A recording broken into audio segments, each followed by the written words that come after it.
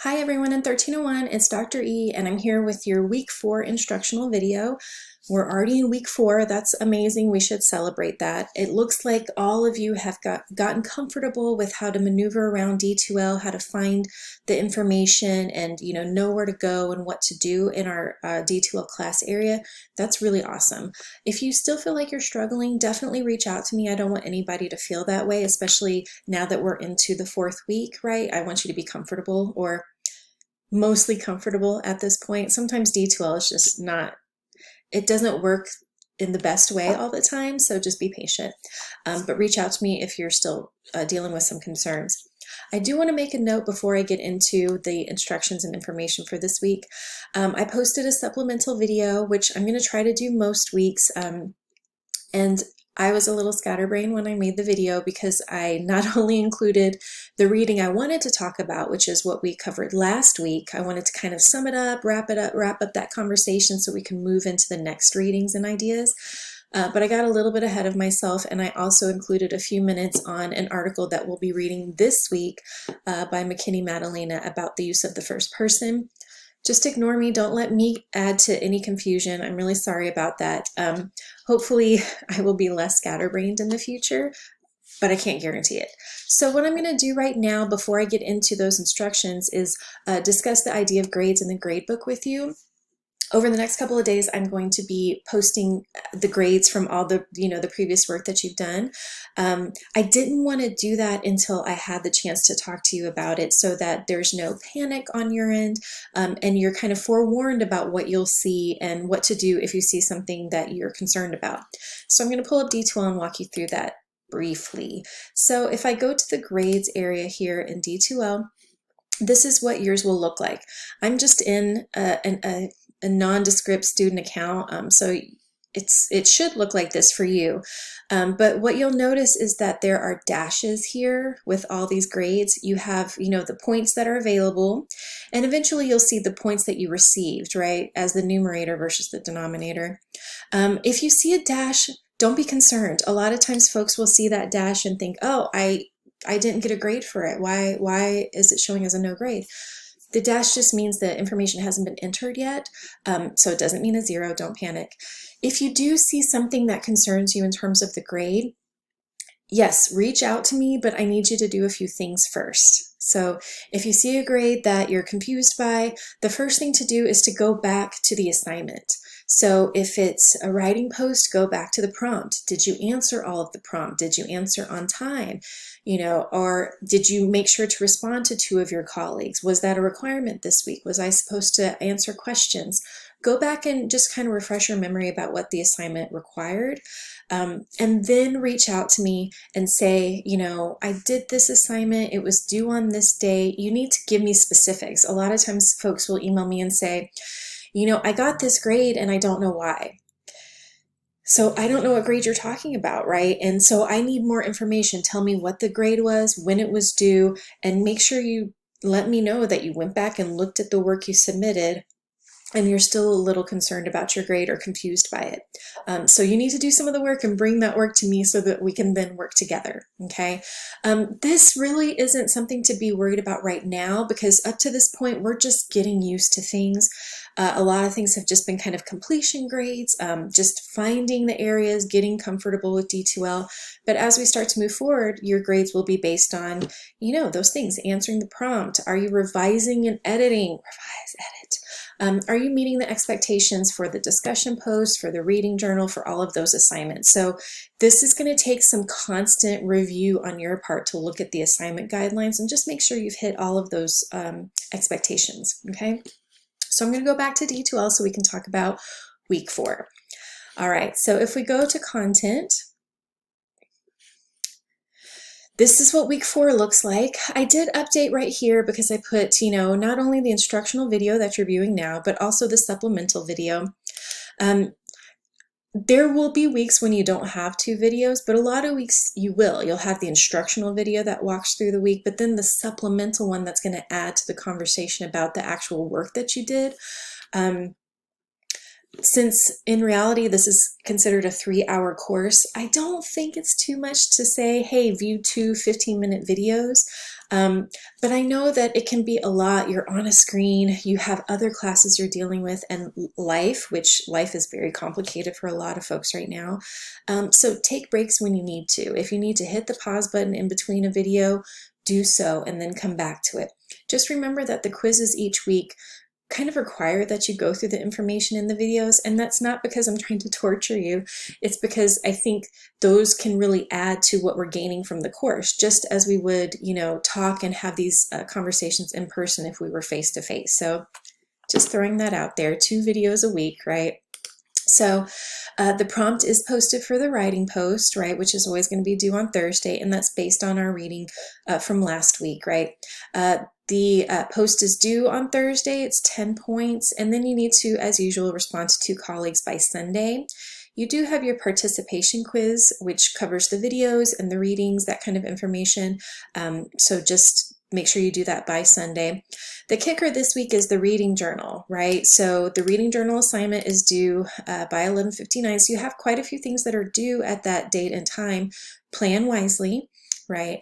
And I put, be sure you've included all the readings from weeks 2 to week 4, okay? And then we have the readings for next week. So I have the link here for the supplemental video that talks about the readings, and I put a disclaimer about, I'm sorry, I got ahead of myself, don't be confused. And then we have the week 4 writing post here, which you'll notice is in 3 parts, and I tried to kind of separate it a little bit with the lines. You want to make sure you're answering each specific part. So the first one is regarding the chapter reading, right, from our book, chapter 6, which is reading rhetorically. So I ask, consider what kind of reader you are for school, okay? Because we read in a specific way for school, or we need to maybe practice reading in a specific way. If you're an active and engaged reader, what are some of the strategies or practices that you utilize? Why do you do these things? So when you read the chapter, this will make sense. And then if you can admit to yourself, well, I'm not really, an active and engaged reader, I can admit that. What are the strategies that you might want to try, right? Because academic reading can be hard, y'all. I know you know this already. So creating some strategies that help you through it are going to be really useful. So you're choosing one or the other here. Either you identify as an active and engaged reader and you're going to write a paragraph about that, or you don't, and you'll identify those things you might want to try. Part 2 is, still working on reading rhetorically, and asks, how can reading rhetorically help you with your reading for school, right?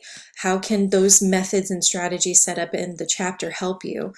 Give 3 examples of reading assignments you have had recently. And y'all, if we're still at the start of the semester, if you don't have something recently that you've done, although, we're in week 4, so hopefully you've had some things, it can even be from our class, right?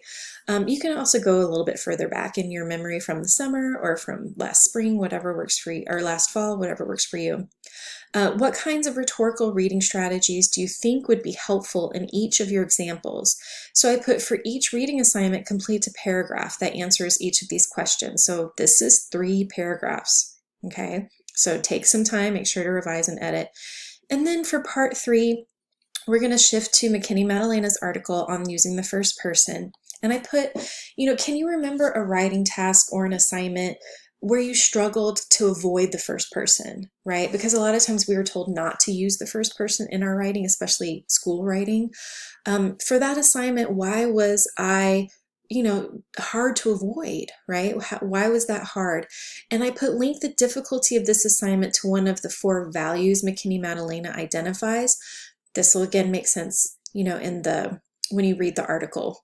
And I put 1 to 2 paragraphs here. It just depends on how much space you need to kind of answer these questions, okay? I put at the very least you should have 5 paragraphs for this post, right? So you have 1 from this section, 3 from this section, and then 1 from here, or 2, or a little bit more. This is just kind of general. You just need to make sure you're answering each element of the prompt in well-defined paragraphs with complete sentences. Remember, this is a writing class, right? It's helpful to separate the paragraphs with a space, right? So you don't need to indent your paragraphs because we're working with, a digital space in the text box. So you can put a space like I've done here between paragraphs. You don't need to do a dotted line, just a space is fine. Or you can copy and paste from Microsoft Word and select the keep formatting option, and the indentation should stay with you. Again, use Microsoft Word, use Google Docs, use those spell and grammar check features, or use Grammarly, right? This week, moving forward, the grades are going to be more intensely evaluated because my expectations are higher now. You're getting used to the course and the spaces, right? And I put, finally, ask your colleagues 2 questions that are thoughtful and thought-provoking related to one or both of this week's readings. So you need to make sure that you're asking questions that push for more than yes or no or that kind of thing, and show that, you know, you really want some answers, right? You really want your audience to think about your question, think about the reading, and craft a response, okay? It can be one question about one reading, one question about the other, or, you know, you can mix there. I don't care which. I just want you to kind of push one another to think a bit more deeply about those readings. When you go to answer by Sunday, you need to answer both the questions that a person posed, and you need to thoroughly answer those questions, right? I don't want quick phrases. They need to be complete sentences. It's just like we're having a conversation, right? And talking through some of these ideas and questions. Okay, so your response is due, you know, by the usual time, and I put a reminder, don't forget that your reading journal is due at the same time that your responses are due. So I'm going to go back. That's the writing post. I'm going to scroll down, and here is where your reading journal is located. So I've put the reminders here if you need the assignment sheet to review the requirements, if you need to watch the video instructions. I recommend that you review all the materials, and also the template. It's already formatted in MLA, so save yourself the trouble and already have, you know, it set up with this template instead of creating your own, because I will be grading on some of I will have the expectation that it's properly formatted just because I supply that for you. And I put, you should have entries for all the readings so far, everything. So I list them here. They're all listed on the syllabus. So you need to have 1 entry per reading. I put a reminder here, folks, you have to submit in .doc, .docx, or .pdf format. So it needs to be saved as a PDF or as a Word file. This becomes somewhat difficult for folks who use Macs. So I'm a Mac user, but I don't use Pages. I use Microsoft Word. So there's a link here to the document on how to convert a Pages document to a PDF. You can also export and save as a Word document, but you just need to know the steps to go through, because Pages, while it's useful in a lot of ways, it doesn't always make it easy to convert the file type because they want you to use Pages, right? But I can't open a Pages document in D2L, so if I can't open it, I can't grade it. I'm going to stop right here briefly and say the random word or phrase. I included one in the supplemental video as well, but the random word or phrase for this video is peanut butter. I got peanut butter on my mind. I don't know why I don't love peanut butter. It's a thing. I can't explain it. All right, so that's the reading journal. If you click here, it will take you to the assignment area of D2L. And what you'll do is click upload, and it will pull up the window where you can, you know, locate your document, right? So you need to know where you're saving it. You know, once you select, I'm just gonna open, it will show the document here. You want to make absolutely sure you see something there. You can even click it to open it, to review it. But y'all, you need to make sure you're also clicking submit. Sometimes that's, you know, people see it here and they're like, okay, it's submitted. You need to actually click submit. And one good thing about D2L, which, you know, I don't always admit that there are good things about D2L, but one good thing is when you submit an assignment in that assignments area, they will send a confirmation email to you that says assignment submitted. So that can kind of give you the peace of mind of, yes, it's submitted, right? And you can actually go back into the assignments area and check that you submitted something, okay? So this is how you're going to submit. You can either find it through the week 4 in the content area, right, by scrolling down, clicking that, or you can go to course activities and click on assignments, okay? So, and finally, we have the week wrapped up with our week 4 quiz, right, which we'll talk about the videos, the supplemental in this video, as well as the readings and general information from this week. If you have any questions, please feel free to post in the Q&A area of the discussion post, or you can always email me. I'm happy to provide some feedback and assistance. So good luck this week, y'all. We're really hitting the ground running with this course, and everything I've seen so far from y'all has been wonderful. So keep it up.